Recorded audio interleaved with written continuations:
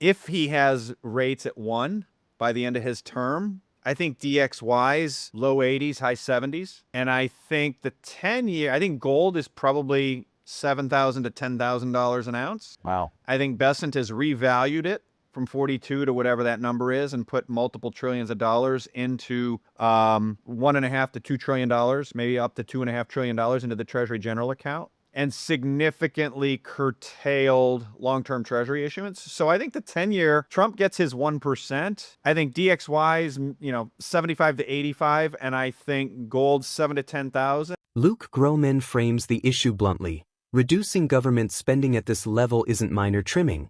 It's a direct hit to the economy's core.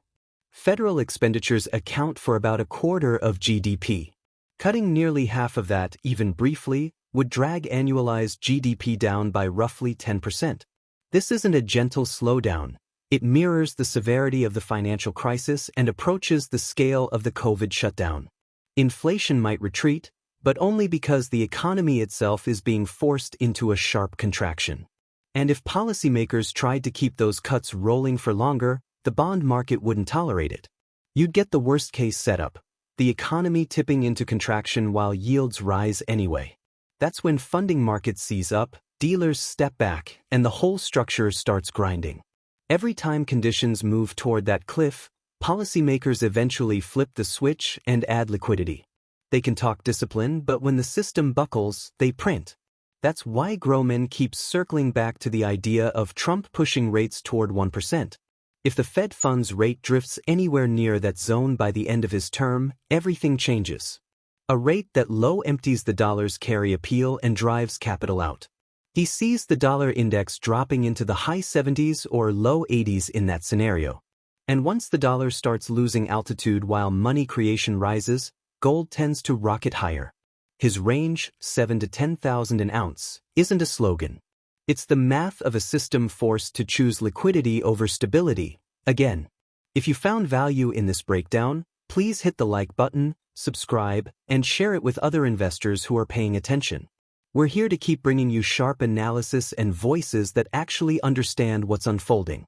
Thanks for watching. The U.S. government spent 43% less in September than it did on average the prior 11 months, right? So it spent $346 billion versus an average of $603 billion a month of outlays the prior 11 months of fiscal 2025. And of course, Scott Bessent got on X and bragged about his $198 billion surplus, which was aided by a $107 billion negative outlay, which I think was a reversal of an education, a student loan accrual.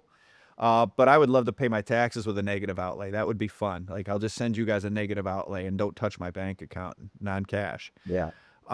But the point here is that 43% decline in outlays, if it was continued for another few months, would be catastrophic. It would be catastrophically deflationary. What's really interesting in this is the 10-year Treasury, with that amount of a monthly decline in outlays, that it only went from 4.25 to 3.95 or 3.97.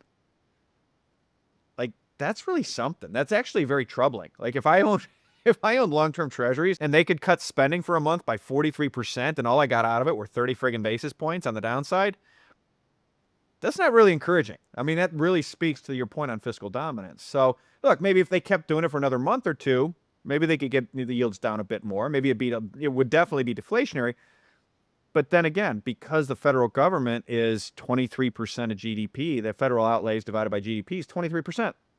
So you cut that by 40% for a few months, you're going to be running GDP down 9 to 10% on a run rate basis.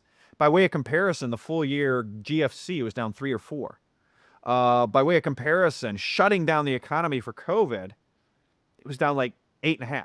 So you would be like literally tanking the economy. So you can do that for a second until, you would run into what we've run into, which is the Treasury market dysfunction. Yields will start going up in a recessionary environment. And then they're in a death spiral. And then to your point, like, what do you want to do? You want to stand aside and just let this thing go into the ground at 500 miles an hour? Okay. But that's never how it works out. They come in and, they print the money one way or another. If he gets rates, you're talking about Fed funds rates. If he gets Fed funds at 1, you could get that. I wouldn't be surprised if he got that. to me, the $64,000 question then is, where's DXY? Where's gold? Where's a 10-year? If he has rates at 1 by the end of his term, I think DXY's low 80s, high 70s. And I think the 10-year, I think gold is probably $7,000 to $10,000 an ounce. Wow. I think Besant has revalued it from 42 to whatever that number is and put multiple trillions of dollars into, $1.5 to $2 trillion, maybe up to $2.5 trillion into the Treasury General account, and significantly curtailed long-term Treasury issuance. So I think the 10-year, Trump gets his 1%. I think DXY's, 75 to 85, and I think gold's 7 to 10,000, and I think the 10-year yield is at, where is it today? 4. Nominal GDP is probably pretty good. How they reinvest depends. How our foreign partners reinvest, it depends. I could see that. That's if he gets his 1%, yeah, that's what I would say. I'd say 1% Fed funds. I'd say, what would I say, 2.5 to 3 10-year, and $7 to $10,000 gold, and 75 to 85 Dixie. Luke Gromen points out that keeping the economy growing isn't about subtle adjustments. It's about running the system hot. That means low policy rates, steady liquidity injections, and active yield curve management to make sure long-term borrowing remains cheap. If long rates rise, all other stimulus efforts get wiped out before they even take hold. Policymakers may not announce these moves, but the mechanics are clear. Control rates to keep the system humming. The private sector isn't lining up to hold long-term treasuries at 4% when nominal growth is double digits and inflation is still stubbornly high. Someone has to be nudged into holding that debt, and that's where financial repression comes in. Banks are guided, pensions regulated, tax rules adjusted, all to ensure the government can fund its borrowing. These measures have been in place for a decade, but they're barely keeping pace as debt climbs faster than growth. Eventually, authorities will need to escalate these tactics. They can't make a public declaration because doing so would spook the bond market and risk a sell-off. The solution is delicate. Act gradually enough to avoid panic, but decisively enough to prevent the system from unraveling. The tension between transparency and control defines the current policy landscape, with the government quietly steering markets while maintaining the illusion of free choice. Let's get back to the interview. You're going to have to run it hot. You're going to effectively have to either explicitly or implicitly do some form of yield curve control, because otherwise interest rates are going to rise and more than offset any of your initiatives, right? So we've started to see the government appears to be cognizant of this, right? We've seen Besant say it, we've seen Trump say it, we've seen Musk say it, and that sounds good.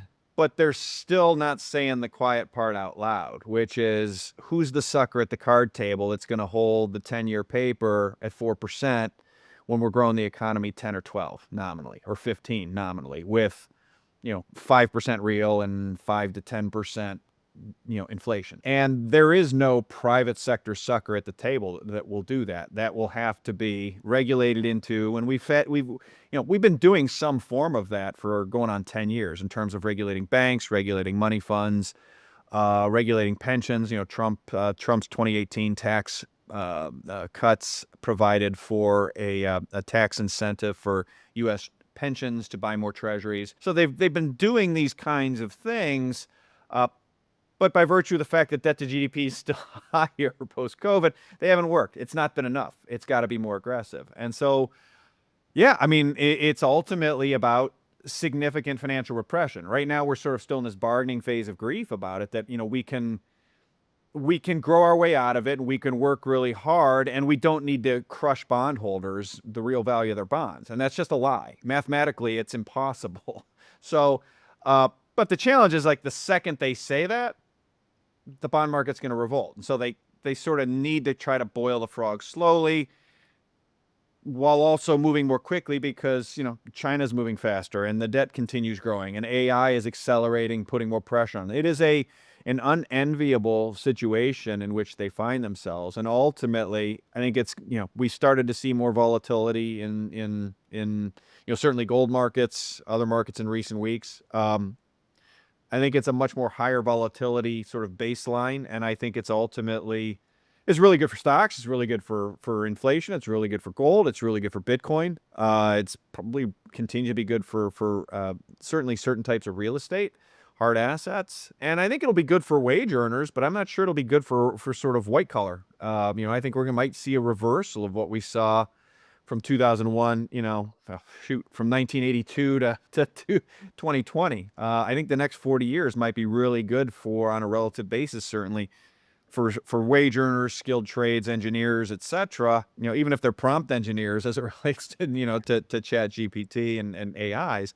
But running it hot and repressing bonds is the only way out. We are in a sort of precarious point where we've reached a stable equilibrium, I would say, but precariously so. We've got the economy slowing a bit. Which I think would put all else equal pressure on the fiscal situation from the receipt side. Asset prices are pretty much at all-time highs. That's helping things, all else equal. We've got the geopolitical and trade situation in a state of flux. I think there is a dawning recognition. I think we've moved from the denial stage of grief, if you will, regarding U.S. and China relative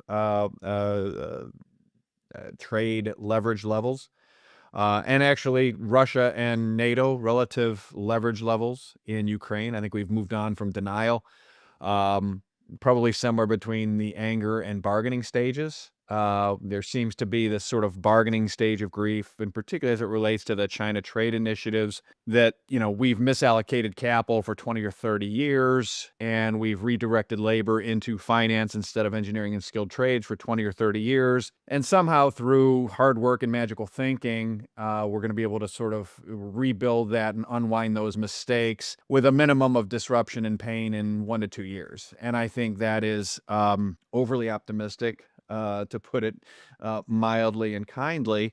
Few scenarios illustrate the fragility of the financial system like the one Gromen lays out. When government spending and debt management intersect with growth imperatives, the levers of policy aren't subtle, they're almost surgical, balancing on the edge between stimulation and collapse. Rates can't wander freely, liquidity must flow continuously, and markets are guided into positions that aren't truly optional. The result is a tightrope act where the system depends on constant intervention, and any significant misstep can cascade quickly. If the dollar begins to lose its footing while stimulus persists, gold isn't just a hedge, it becomes the pressure valve for capital fleeing currency risk. These mechanics make extreme scenarios more plausible, where the metal's price isn't speculation but the arithmetic of a system forced to prioritize survival over discipline. With the interplay of ultra-low rates, rising liquidity, and mounting debt shaping the environment, could we be approaching a moment where gold's ascent is dictated less by sentiment and more by the unavoidable mathematics of policy and currency flows? So stay tuned. If you're into real, data-backed takes on the financial system, hit like and subscribe so you don't miss the weekly updates. Thank you for the support, and I hope you enjoy the video.